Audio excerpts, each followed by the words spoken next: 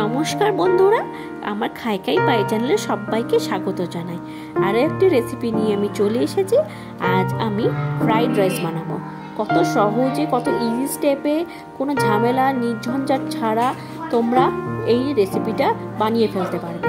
তো কিছুই না, দেখো, প্রথমে আমি সব সবজিগুলোকে কেটে নিয়েছি, যেগুলো আমার কাছে অ্যাভেলেবেল ছিল, যেমন গাজর, ক্যাপসিকাম, বিনস, মটরশুঁটি, এগুলো সব ধুয়ে নিয়ে আমি জল ঝরিয়ে রেখে দিয়েছি। তারপর আরেকটা দিকে আমি কড়াইতে সাদা তেল, রিফাইন্ড অয়েল গরম, ওটার মধ্যে রিফাইন্ড অয়েলের মধ্যে আমি 2 চামচ ঘি অ্যাড করেছি। আমি এখনই 2 চামচ ঘিটা অ্যাড করে ফেলেছি, যাতে ফ্লেভারটা পুরো সবজির মধ্যে ঢোকে। তারপরে গোটা গরম মশলা ফোড়ন দিয়েছি, ছোটো এলাচ, দারচিনি, লবঙ্গ।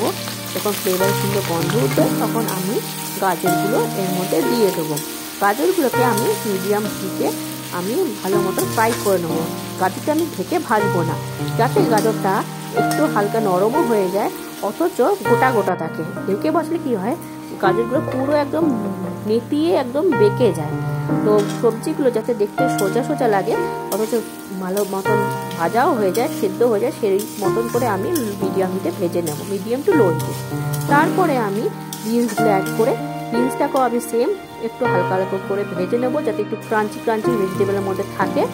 তো এই ভাজার হয়ে যাওয়ার পরে আমি সরু সরু করে কাটা ক্যাপসিকামটাও দিয়ে একই প্রসেসে হালকা মিডিয়াম টু লো হিটে আমি এটাকে হালকা মতন ভেজে নেব, খুব ভালো মতন ভেজে নেব, যাতে মোটামুটি সবজিগুলো সেদ্ধ হয়ে যায়।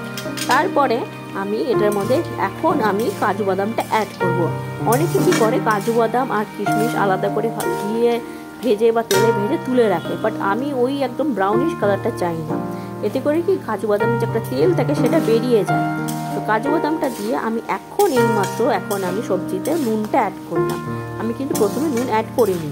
প্রথমে নুন অ্যাড করলে কি জল ছেড়ে দেয়, সবজিটা একটু ভাজতে টাইম লাগে।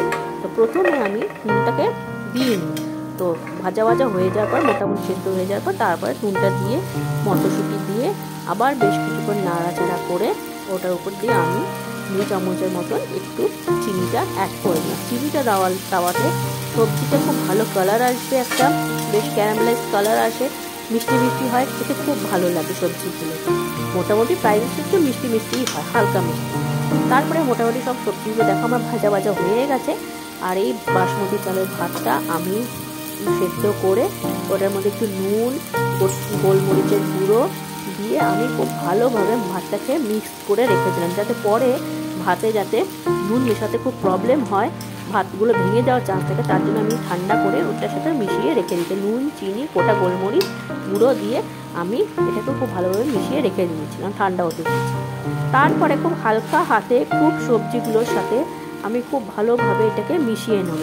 তোমরা এটার মধ্যে চাইলে অনেক সবজি অ্যাড করতে পারো, যেমন ছোটো ছোটো করে কাটা ফুলকপি দিতে পারো। আমার কাছে ফুলকপি অ্যাভেলেবেল ছিল না, ফুলকপি দিলেও খুব ভালো টেস্ট হয়। আরও অনেক সবজি তোমরা এর মধ্যে, সুইট কর্ন দিতে পারো, আরও অনেকগুলো তোমরা এর মধ্যে ভেজিস অ্যাড করতে পারো। দেখো, এবার আমি হালকা হাতে খুব ভালোভাবে এই সময় আমি ফ্লেমটার সময় লো করে নেব, যাতে ভাতটা বা কোনো সবজি নিচ দিক দিয়ে তলা দিয়ে লেগে না যায়। খুব ভালোভাবে হালকা হাতে আমি বেশ নাড়াচাড়া করে নিচ্ছি। একটা ভাতও আমার ভাঙেনি। দেখো কত সুন্দর আমার ভাতগুলো পুরো ঝরঝরে রয়েছে।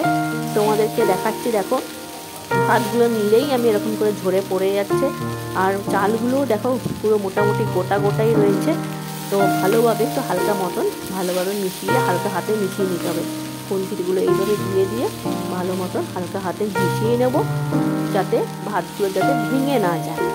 তো এইরকম তোমরা মিক্স ফ্রাইড রাইসও বানাতে পারো, বা ওর মধ্যে পনির, সয়াবিন অ্যাড করে দিতে পারো, খুব ভালো লাগবে। তারপরে আমি এইটাকে একটু হালকা নাড়িচাড়ে করে আমি গ্যাস অফ করে ঢেকে রেখে দিলাম, যাতে ওর ভিতরে ফ্লেভারটা থাকে। দেখো, আমি সার্ভ করে দিলাম মাটন কষার সাথে। কত সুন্দর হয়েছে, কোনো ঝামেলা নেই। কেমন হয়েছে জানিও।